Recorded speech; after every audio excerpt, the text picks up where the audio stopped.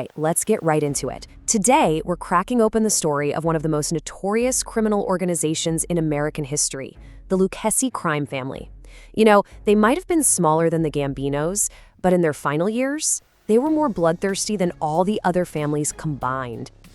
I want to hear that he's not breathing.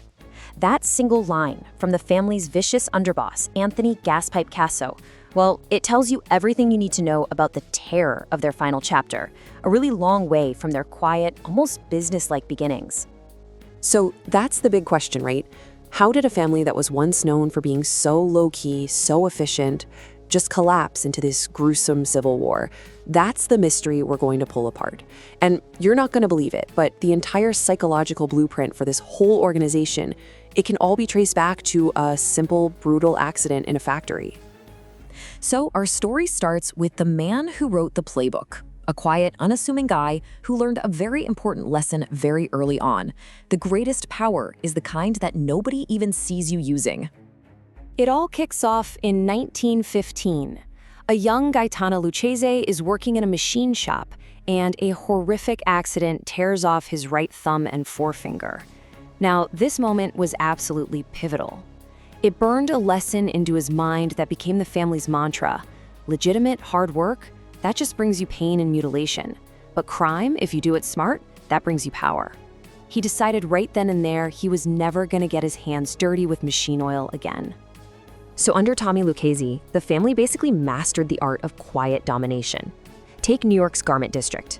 They didn't need big shootouts in the street, no. If a business refused to pay its protection money, they didn't send in thugs with baseball bats. Instead, they'd sneak in at 3 in the morning and just pour acid all over thousands of dollars worth of finished coats. No bodies, no headlines, just financially destroyed businesses. It was quiet, it was efficient, and it was absolutely ruinous. And this whole philosophy of quiet profit, well, it was about to build the family's golden age. After Lucchese died, a new boss took over, a man who would build a massive financial empire, all from the backseat of his luxury car. This is Tony Dux Corallo. Now, this guy was so paranoid about the FBI planting bugs that he ran his entire operation from his 1983 Jaguar, just holding meetings while cruising around Queens. But here's the incredible irony. Corallo thought he was being so clever, right? But the FBI had just bugged his car phone and his dashboard.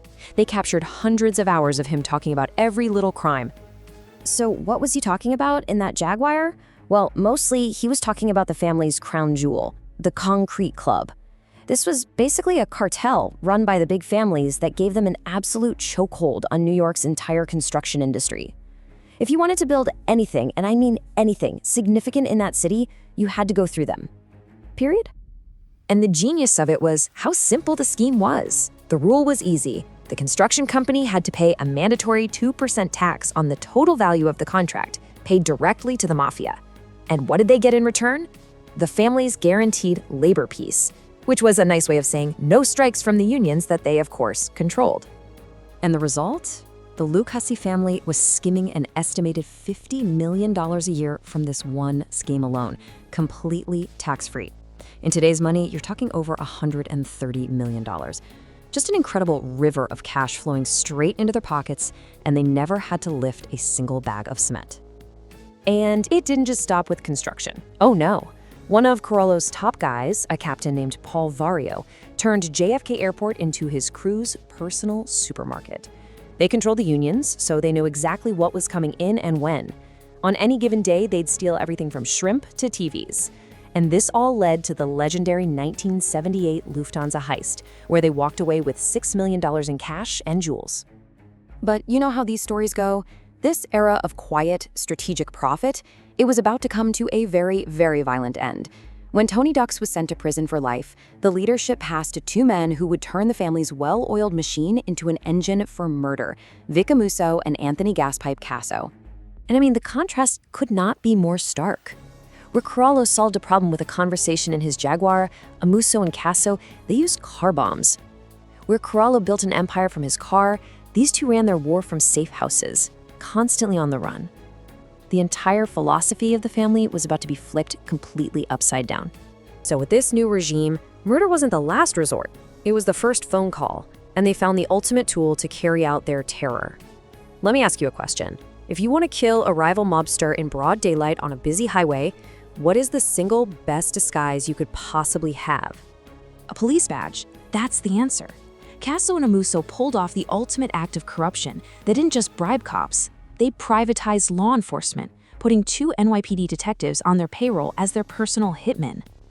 And this is exactly how it worked. November 6, 1990. A Gambino captain, Edward Lino, is driving his Mercedes. He sees flashing lights behind him, pulls over, sees 2 detectives getting out of the car. He probably thinks it's just a shakedown.